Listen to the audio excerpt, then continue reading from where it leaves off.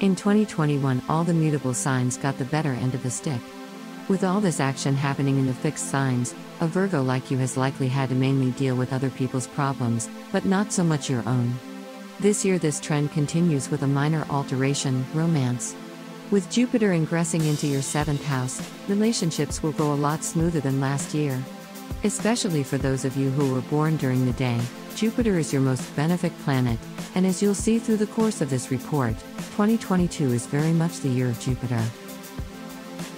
Even though establishing relationships may come more comfortable to you this year, there's still a Venus retrograde in January. With that in mind, be patient if things seem to be going backwards in those areas of your life.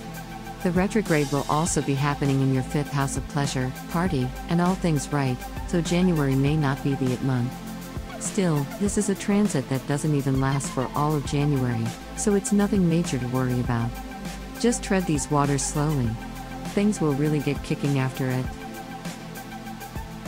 One thing to be aware of in regards to relationships, though, is the slow Neptune transit that's still happening in your 7th house. This can make for dreamy situations that almost seem too good to be true. If you're one of those Virgos who are very suspicious of apparent perfection, know that if you ease yourself into the romance, there's a good chance of those suspicions dissolving away. The same goes for those of you who are already in a relationship. If any circumstance arises, it makes you feel like your partner is trying to hide something, instead of being silently skeptical, asking them if everything is okay. You won't regret it. The Jupiter and Neptune combo is good for illusions, and more often than not, they're only in our heads. March gets a little weird with the first Mars and Uranus aspect of the year. Both planets will be forming a square between your 6th and 9th house, which could put some pressure on your health. It would be wise to pay a visit to the doctors just for a regular checkup. But this could be something as simple as making some adjustments to your daily diet. The same aspect happened last year. So, there's a good chance of it being a simple recap of past events. On the other hand, the 6th house is also the place of labor.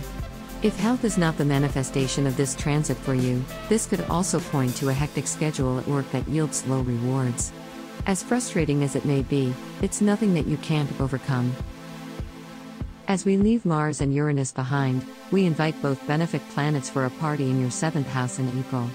This month will be the day of a Venus and Jupiter conjunction on Venu's degree of exaltation.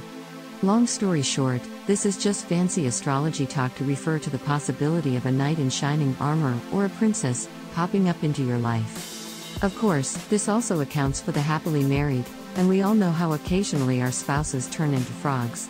This transit is here to revert that spell. Be ready for some real movie moments shrouded in romanticism. This is also a very fertile planetary configuration, which could be auspicious to those trying to get pregnant, but if you're not those, Virgo, you already know what to do. However, Jupiter won't stay in your 7th house for the whole year.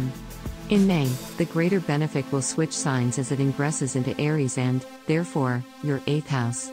This is the place of getting bills paid, loans, and even suggesting the earning of money you didn't have to work for. Overall, Jupiter will continue to give you his good fortune all the way until early 2023. If you have Venus in your 2nd house, though, do be wary of overspending.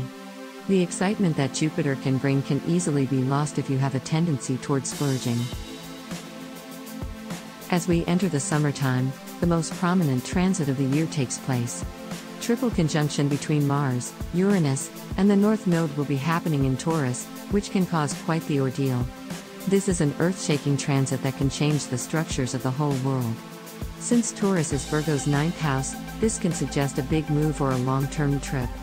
Though, the most all-encompassing theme that you find with the 9th house is the idea of faith and belief. These events could come to shake your view of the world, and you may even start looking into different religious practices as a source of comfort. August will be life-changing. Moving on, in October, we have the last Saturn and Uranus square. This is the transit responsible for many of 2021's unexpected moments.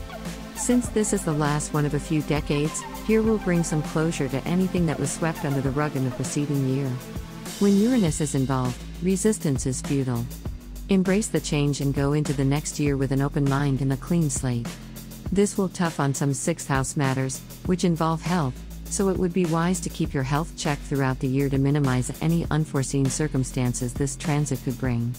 Though, like aforementioned, this is also the house of labor, which could also indicate some trouble with subordinates, or if you work under someone, your boss. After such a tragic fall, the year comes to a close in a relatively menial manner. All the spooky transits are gone, and all that's left is a Jupiter retrograde that sends the most giant planet of our solar system back into your 7th house. This could mean you'll spend the end of the year revising the honeymoon phase of the first quarter, which is a rather pleasant reward for overcoming those last 2 challenging transits. This summarizes 2022 perfectly, a Virgo tale of romance and drama. Thank you so much for watching. Please give us a thumb up if you liked the video. Subscribe our YouTube channel not to miss the next video horoscope. Visit our website gotohoroscope.com where you can find actual horoscope for today. Download our apps from Google Play and App Store to have your daily horoscope always on hand.